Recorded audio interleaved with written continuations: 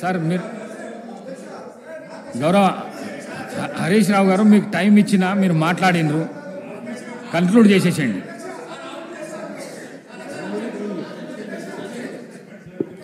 Speaker sir, ఇప్పుడు నేను లేవాలని కానీ మాట్లాడాలని అనుకోలేదు. గౌరవ ముఖ్యమంత్రి గారు మాట్లాడుతూ సభను తప్పుదోవిచ్చే విధంగా ఆయన మాట్లాడినప్పుడు సభ యొక్క రికార్డును రెక్టిఫై చేయడం నా బాధ్యత. బికాస్ నేనేదో ప్రశ్నకు సమాధానం చెప్పాలనో విమర్శ చేయాలనో నేను మాట్లాడే ప్రయత్నం చేస్తలేను. వారు మాట్లాడినారు కనుక మేము డెఫినెట్గా దాన్ని క్లారిఫై చేయడం మా బాధ్యత అధ్యక్ష. అయితే అధ్యక్ష, ఆ రోజు కామన్ మినిమం ప్రోగ్రాంలో కేసీఆర్ గారు పెట్టించడమే కాదు, షిప్పింగ్ పోర్ట్ఫోలియో అడగకుండానే ఇచ్చారు.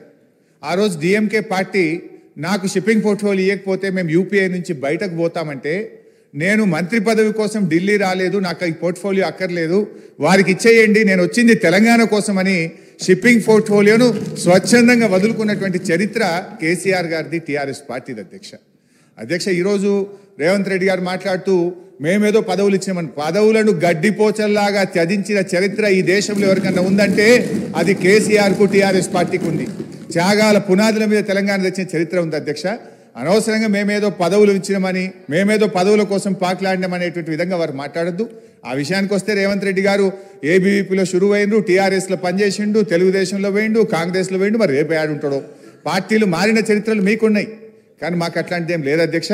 ఇకపోతే మా శ్రీధర్ బాబు గారు లేచి మళ్ళీ నన్ను ఆయన గెలికే ప్రయత్నం చేసిండు, లేకపోతే ఆయన గురించి మాట్లాడాల్సిన అవసరం లేదు అధ్యక్ష. ఆ రోజు ఇదే శాసనసభలో కిరణ్ కుమార్ రెడ్డి గారు ముఖ్యమంత్రిగా ఉన్నప్పుడు నీ తెలంగాణకు నీకు ₹1 అన్నాడు. పేగులు దిగదాకా కొట్లాడింది ఎవరు, పెదవులు మూసింది ఎవరో కూడా ఈ రాష్ట్ర ప్రజలకు గుర్తున్నది అధ్యక్ష. ఉన్నారు ఇవాళ ఇక్కడ చాలా మంది, ఆ రోజు ఉన్న వాళ్ళు కూడా ఇక్కడ ఉన్నారు.